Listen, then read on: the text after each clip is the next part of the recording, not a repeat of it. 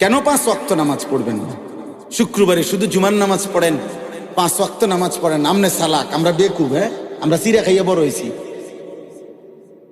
আমনে ভাত খাইয়া বড় হয়েছেন, আমরা ব্যাককল। শুক্রবারে শুধু 2 রাকাত নামাজ দিলে পড়িলে 1 সপ্তাহের নামাজ হয়ে যায়। আপনি এত সহজ কথাটা বুঝে লাইলেন, আমরা বুঝলাম না কেন? ওটা এই বলেন না কেন? কোন বাটপারে বলছে এটা বলেন?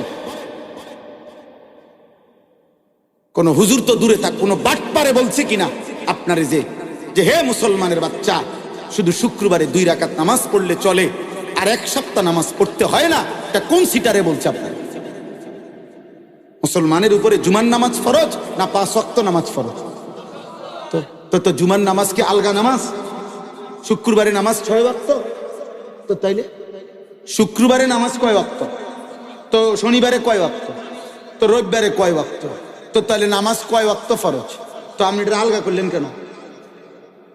মূলত ওই ব্যক্তির কপাল